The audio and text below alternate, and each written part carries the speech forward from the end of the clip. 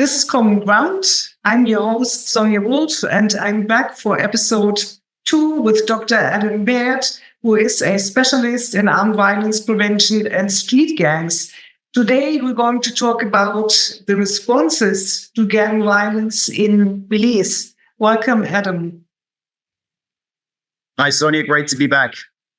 Hi. So I thought at the beginning of this episode, we might talk about the responses given by law enforcement. And in a sense, I would like to tie this a little bit to responses to gang violence elsewhere in Central America.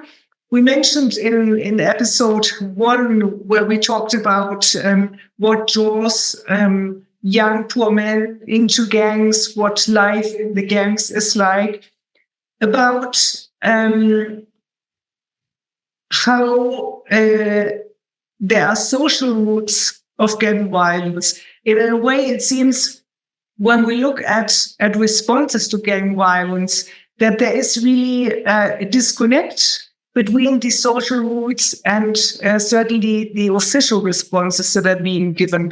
So in countries like El Salvador, for example, which is very much known for gangs such as the MS-13, Barrio 18, for many years, the country has been implementing iron fist responses, also known as manodura. And these manodura strategies have had negative consequences for the country, and they've also had they've triggered certain transformations in the gangs. So I wanted to ask you, in the case of Belize City, how have the police responded to gangs over the years? To what extent manodura has also proved attractive to the police, also to government? Yeah, thank you so much, Sonja. I mean, I think they're really great questions. Let me put it out there. It's like, my view, right, in a nutshell, about the police response is that it's been schizophrenic, right? So, or the way I frame it in the book is like the Janus face of the state. There's like two, there's like the aggressive face and the smiling face, right? About dealing with gangs. So on the one hand, historically, as I mentioned at the end of the last episode, since the 1990s, there have been like a series of official and also semi-official negotiations with gangs to reduce violence. And the first one was called the Bird Isle Agreement, which was, back in the early 1990s, the deputy prime minister at the time, who later became the prime minister of the country, was integral to that process. It had lots of state institutions, stakeholders, and they actually set that up for about a year, negotiated and tried to find gang members other opportunities, right? So that was kind of like the part of the Janus face. That was like the smiling face negotiated approach. And that was actually relatively successful. I met one of the founder members of the Crips gang in Belize who got deported in the early 1980s. And he actually, in the early 1990s, engaged in that gang negotiation process and actually got out of the gang and got into a proper legal job. And that effectively saved his life. If not, there's no doubt that he would be dead right now, right? So he's a success story. So that was one of the things that did work. And there are some lessons from these processes which I chart in the book. And there's another local scholar, a national Belizean scholar called Nuri Mohammed, who writes about this as well. So there have been some successes with those negotiated processes. The main Achilles heel of those is probably twofold. Is that, one, gang members, they do want to get out of like gang life, but they like to go out and party and get into trouble. They go out and have a few beers and someone gets shot and the whole thing falls apart. That happens all the time with gang negotiations. They're notoriously fickle and fragile.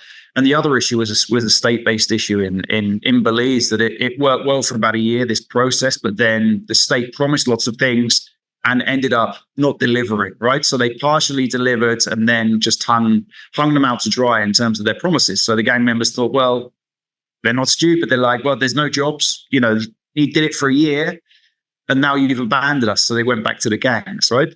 So there is a long and rich history of these sort of negotiated approaches in Belize. And that's manifest today, this sort of the smiling part of the Janus face in, the CYDP, which is the Conscious Youth Development Program, which is now changed into sort of a behavior management group called the BMCMS. And they're basically community police officers who still go into Southside neighborhoods when there's violence, and they try and calm things down, like firefighting. And they try and negotiate sort of short-term truces between these groups. And they try and keep a lid on violence through a negotiated approach with the gangs as the other stakeholder. And I was privy to some of these negotiations as well. I can talk about that later, but very interesting and something I detail in the book. Now, the other part is, when I first spoke, I said, the schizophrenic part of the state. Sorry if I offended anyone using, language around mental illness, but what I'm trying to say is, the black and white responses of the state, the Janus face approach of the state, is that they set up at the same time as they were negotiating, right? Ongoing negotiations, they set up the GSU, which was the Gang Suppression Unit. And the Gang Suppression Unit are basically the police officers with the big toys, the guys who go in with the big guns and basically smash the gangs. So what we were finding in Southside neighborhoods would be like, okay, negotiations with one branch of the police and one part of state institutions, and then politicians, which is another topic to discuss. And then on the other hand, there'll be the police commission will be like, send in the GSU, the Gang Suppression Unit, smash a few heads together, round up all the guys and throw them in jail. And so this contradictory response of policing, I think, has undermined both of these processes.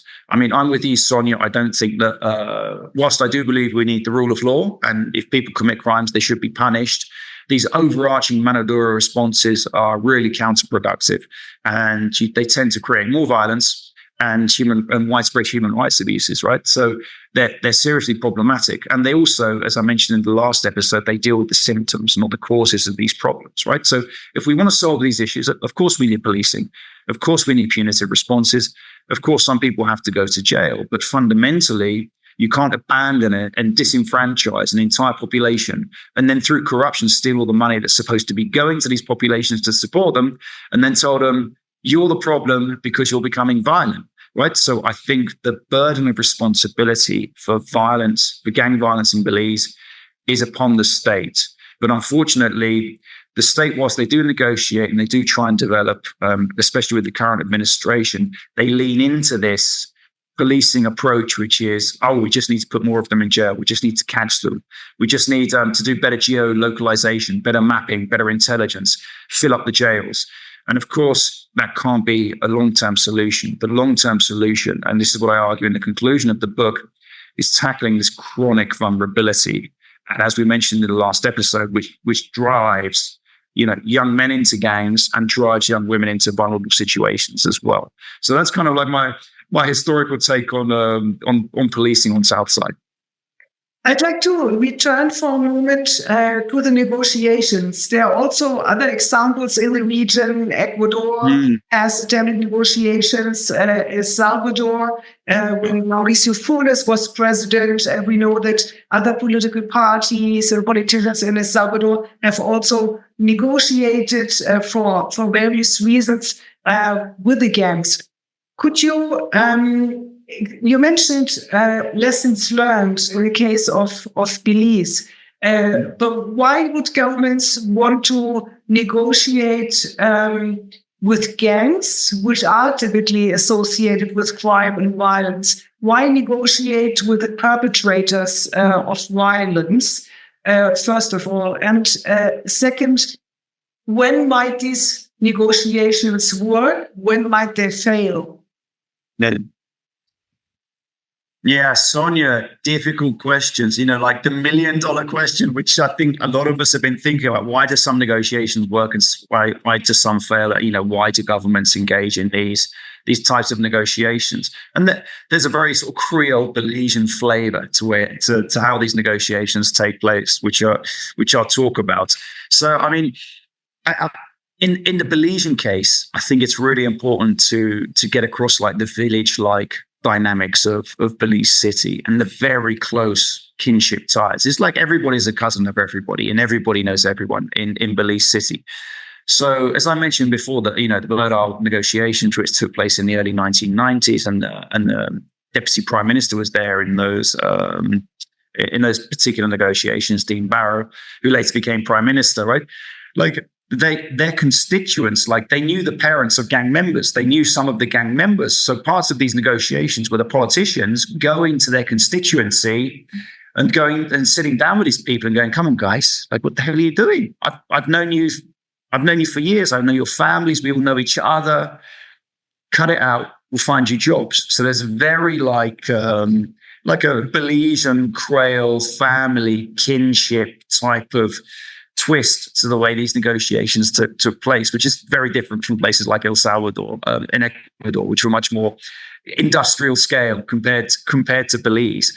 And so I think that approach has been really interesting. And Belize has never been a country of high levels of political violence. They haven't had a genocide like we've had here in Guatemala. There are human rights abuses, and most of the complaints about the police are connected to human rights, and they go to the ombudsperson. But they're not human rights abuses like we see in El Salvador, that we've seen historically in Guatemala, El Salvador, Colombia. Nothing like that. Political violence, we haven't really seen it. And for such a blended country, I think that's testimony to like the Belizean way. I mean, it's just they're an amazing people, and they're very resilient in terms of not engaging in that type of violence. But what's interesting with these negotiations is this is one of the complexities and the nuances of the Belizean experience, is that post-independence, post-1981, a couple of years later, there were the first post-independence elections, and a party came in called the United Democratic Party, the UDP. And this was really a period when there was a development of what I call ghetto politics in the book. You might want to call it garrison politics, to borrow on Jamaican literature, where the politicians were operationalizing gang structures to essentially buy votes at election time. And that's a practice which still goes on today. So there's been for almost 40 years, there's been an established relationship between politicians and gang members and gang structures in terms of corralling people to vote for their particular candidate. Unfortunately, it's been extremely successful in terms of first past the post democratic voting. And the UDP has got the whole of Belize City, pretty much, the whole of Southside, all those constituencies pretty much locked down since the early 1980s. And so those relationships exist. So again, that's another so that in some ways, that does facilitate these negotiated approaches, right? So it's not all negative. It can facilitate these approaches, apprenticeship programs, speaking to gang members, basically pleading with them and saying, stop shooting each other, cut it out, have truces and ceasefires, right? So it can facilitate those processes. But then you can have state institution, the police, going in with manodura approaches and rounding them up. So we've had 3 or 4 declarations of states of emergency, with 100+ gang members being rounded up and putting in what essentially look like concentration camps, right? Just putting them behind barbed wire fences for between 1 and 3 months until things calm down again, right? So you have that approach again is sort of this the Janus face of the state, which I mentioned, and then you have the politicians negotiating, maybe negotiating a reduction in violence, but also negotiating their political power. And I'd like to connect this to a comment I made before when we were talking about the most powerful gang leader of the biggest gang on Southside, Belize City. And I met him, and he was digging the trench around his house. And I'm like, aren't you super powerful? Can't you get the local politician to do something about the infrastructure? And I realized how powerless he was vis-a-vis the local politicians, right? So again, it's this elitist society where the politicians are one group, a constellation of elites at the top, who are controlling and dominating even the gang members at the bottom, right? And so, Sonja, I don't know how much I've answered your question, but key lessons learned. Maybe I'll come back to that if you'd like to ask me about the lessons learned. When you talked about the state responses to gang violence, you talked about manodura, you talked about the various negotiations, but you also pointed out that what is really needed when a country wants to tackle gang violence is to tackle this chronic vulnerability that is at the root of gang violence. And you argue that certainly the official response has neglected this part. So I wonder, when we look now at civil society, if there are groups and organizations in Belize that perhaps have looked at the social dimension of gangs. And in the first episode, when I asked you about how you came to do this research, you mentioned briefly that you've been involved in a gang intervention program in Belize. So when we look at civil society in Belize, perhaps you could take stock of what has been done from the civil society. And in this context, if you could speak a little bit about this program that you helped create. Yeah, great questions. I think I was just getting to them in the previous reply, but I wanted to come back to you. Yeah, I think this is absolutely crucial, right? So let me frame it maybe, slightly academically, hopefully I'm not going to put anyone off, but, we talk about like the social contract. So if you're a citizen and you behave as a good citizen, you pay your taxes, then you expect certain guarantees from the state in return. Like, I want running water. I want a decent police force. I want safety and security, health, education. It's a basic, exchange, and that's essentially what the social contract is. And I think historically on Southside, there is no social contracts, right? The only time that the citizens feel they get anything from state and government historically has been around about election time, when they get like $50 US, or $100 Belizean dollars to pay for their vote. And I say to these people, why are you selling your vote? You should be demanding that the state, improves the infrastructure on Southside, for example, or healthcare, education. A lot of Southsiders still have to pay for school, right? So they don't even get free education. So I'm just like, why don't you demand these things? And they're saying, because we're so disenfranchised, we expect nothing from state and government apart from $50 every 4 years at election time. So that's like, just indicates how broken the social contract is and about the expectations of democracy, which is why I kind of say that Belize is kind of like, is it really a democracy? It's kind of like a semi-democracy, right? Which is a very polemical thing to say, because there's a de facto democracy because there are elections, right? But like, everything that is the social elements of democracy are effectively absent, right? So to what extent is Belize really a democracy, I think is a valid question. And that brings me to what I wanted to say about civil society. I mean, unfortunately, Sonja, I think perhaps the most depressing thing about Belize, and there's lots of challenging issues, sexual violence, malnutrition, these sorts of things, homicide, but it's the general absence of civil society. And I found that really frustrating when I was in Belize. When I say civil society, I mean civil society organizations of civil society. I was like, who can I go and work with who's doing loads of work on Southside to help these populations? And maybe one or two organizations doing something, but there wasn't really anything, right? So that raises the question, where the hell is civil society? You've been independent for 4 decades. Where is it, right? And I think part of the response is the ghetto politics, the garrison politics, the clientelism and patronage about the way that local democracy works in Belize. And so anyone who stands up to the politicians, meets severe reprimands. So patronage systems mean in Belize that, it's not that you just don't get money from clientelism. It means that powerful politicians can block you getting any jobs or any contracts with any state institution. And that applies to your whole family. So you raise your head above the parapet and you complain about the state, and that can have devastating consequences, not just for you, but for your entire family. Right. And when one particular party, there's the UDP and the PUP, right? And when one party is in power, everyone who supports the other party is basically, they're out of a job until their party returns to power. It's just like all change at election time when there's a change of government, and people are chronically aware of that. So they kind of gamble on becoming a client of somebody. So $50. And then maybe their kid can get a letter which allows them to join the police or move into a different institution, that sort of thing. So these practices happen all the time. So civil society has been, disarticulated, stamped down upon, controlled by the concentration of power within an elitist society, which refuses to let them prosper, right? What are the solutions? I mean, I think pressure needs to be put on the Belizean government to support civil society, independent civil society. The international community needs to do far more on Southside. I spoke to some civil servants who are now retired, and they've got this historical memory of Southside. And they said to me, you know, international community did support civil society through government and whatever.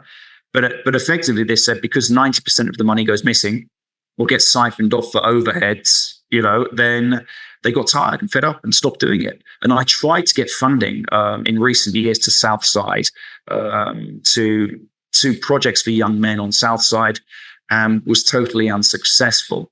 Now, Sonja, I'm going to break here because I do want to come and talk about the gang intervention project I set up, but I'm going to come back to you just to see if you have any follow-up questions. I think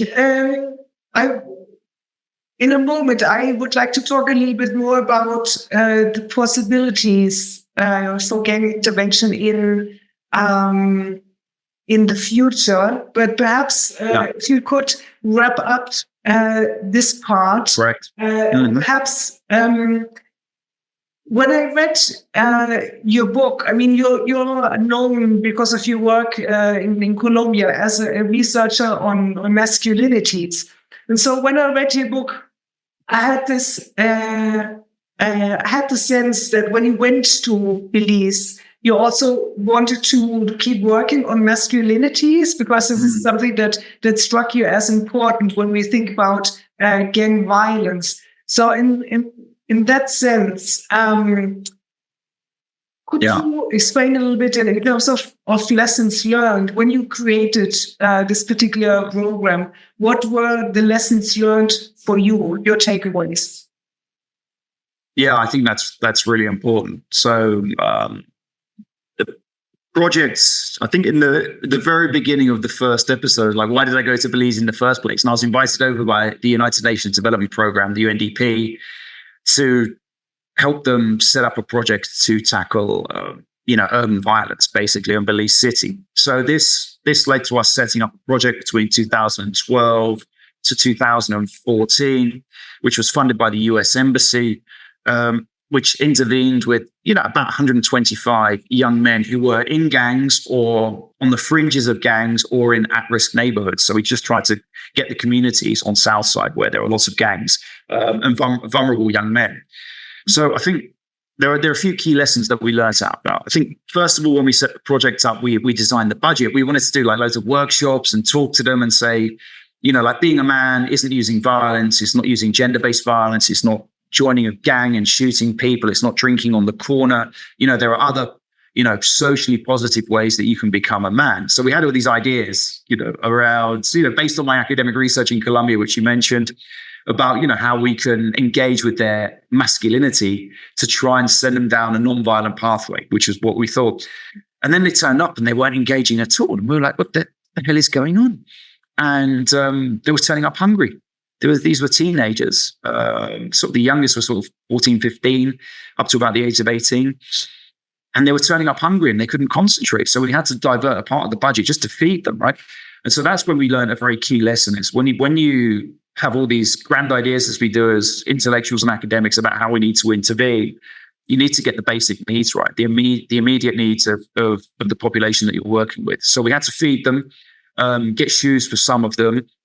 And then we worked very hard on getting them back into school, dealing with traumas, getting them basic things like identity cards, sourcing them birth certificates, because a lot of them hadn't been registered at birth, so they couldn't access support from the state in any way, shape or form. So there are a lot of basic things we had to cover. And then what we realized is the two full-time staff, two ladies working on the project, and this I cover in a bit of detail in the book, they actually found that Southside was really abandoned by the state institutions. There were institutions set up to help, young people on Southside, but there was a complete disconnect. And so the two members of staff of the project, it was called Southside Youth Success Program, they spent half of their time chasing the state to get the state to actually deliver on its promises, on its responsibilities, right? So they were pressurizing the state to do what the state should have been doing anyway in terms of welfare provision. So basic needs. chasing the state. And then the third thing I think that we found was really important is just opportunities. So the masculinities, sort of lectures, men's talk, speaking to other men in the community who are older, who didn't join gangs, who weren't engaged in gender-based violence, sexual violence, psychological violence, these positive male role models. Those spaces where men could talk to men were really important, because a lot of these young men came from homes where there was no positive male figure in the home. So to have a positive male space was really important. But we found overall that if you simply channel good opportunities to these young people, they will leave gangs. And the moment they leave a gang, they step away from violence. So the best way to reduce men's violence is to just create opportunities for them, and then give them some of these tools around, you can become a man in a different way. Include that in the package, cover their basic needs, and it works. And of the 125, 130 kids who are in the program, over 90 successfully, got away from gang life. So it just goes to show that a bit of masculinities and a bit of basic needs and a bit of opportunity creation makes a massive difference. It's not rocket science. It's just a question of getting these projects up and running and implemented effectively. Adam, thank you. That was really a fantastic talk, great conversation.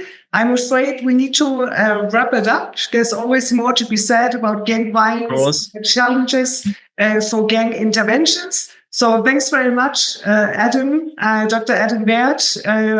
Today we talked about chronic vulnerability and gang violence in Belize City. This is the second and final episode on the topic. There is the book if you want to learn more about Belize, about gang violence in that country. This is Common Ground. I'm Sonja Wolf, and thanks again to Adam. Until next time, thank you. Sonja, thank you so much for your time. Thanks, everybody.